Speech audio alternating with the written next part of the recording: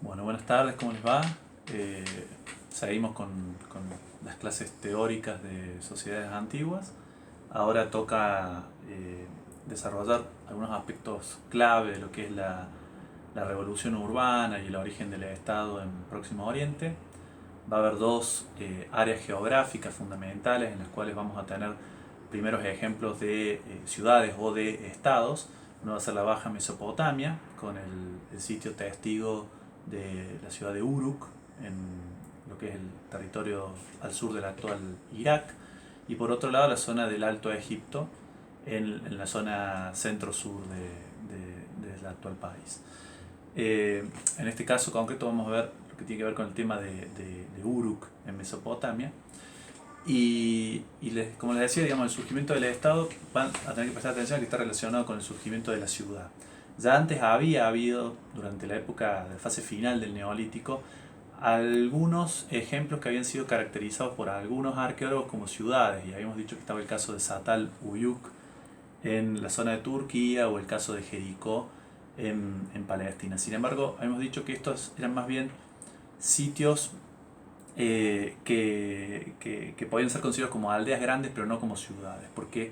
un rasgo central del surgimiento de la ciudad y de la revolución urbana en el Próximo Oriente es el surgimiento de la estatalidad, entendida como el surgimiento de relaciones jerárquicas sostenidas sobre la base de una acumulación y una acumulación de excedente por parte de una clase gobernante, ¿no? Eso se observa claramente en Uruk, donde ustedes van a ver que Liberani, un poco sobre la base de lo que habían sido los planteos de Leo Oppenheimer, a mediados del siglo XX, va a hablar del surgimiento de grandes organizaciones, que en un primer momento va a ser un templo y que posteriormente va a desarrollarse claramente como un palacio.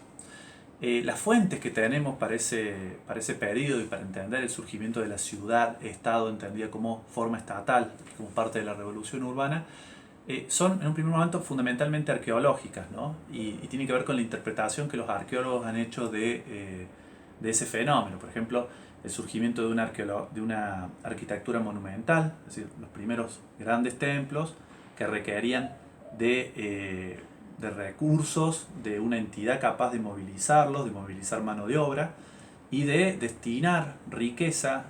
creada en forma de excedente agrícola para utilizarla en estas grandes construcciones. Por otro lado, también hay signos evidentes de una especialización funcional, ¿no? Es decir, ahora, a diferencia de lo que era la sociedad neolítica aldeana, ya no tenemos digamos, unidades domésticas en las cuales todos los individuos realizan todas las actividades, sino que por primera vez empieza a aparecer un grupo, una clase gobernante, sacerdotal con funciones específicas. Esto significa que ya no participan directamente en la producción de alimentos, sino que tienen funciones específicas asignadas. Lo mismo ocurre, por ejemplo, con sectores artesanales, que sabemos que empiezan a ser especialistas a tiempo completo en la realización de este tipo de tareas, por ejemplo, los obreros que trabajan para el templo, porque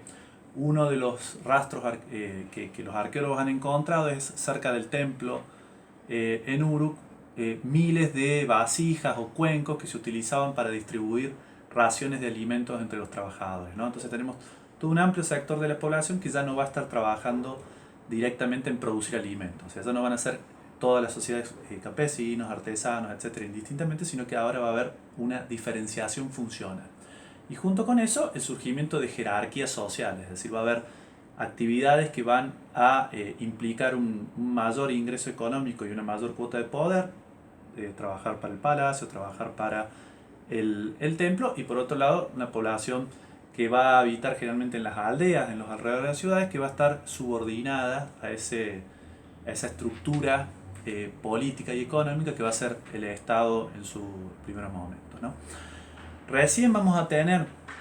otro de los rasgos sobresalientes de la revolución urbana, que es la escritura hacia el final de lo que se denomina el periodo Uruk, ¿no? El sitio de Uruk, en la Baja Mesopotamia, que es el primer ejemplo de una ciudad-estado, de un estado, ejemplo de revolución urbana, va a ser un sitio del cuarto milenio antes de Cristo, entre el 4000 y el 2900 antes de Cristo, y lo que se denomina la fase antigua hasta la fase tardía de Uruk, entre el 3500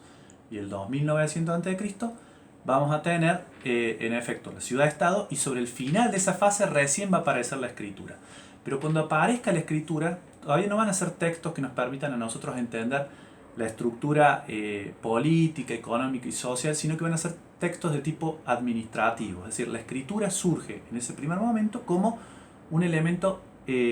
más que tiene el Estado para dejar un registro de los recursos que es capaz de almacenar y distribuir a través de los almacenes del palacio.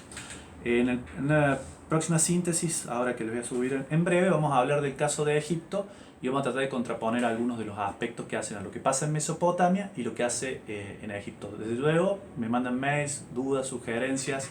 preguntas, etc. Nos estamos viendo, hasta luego.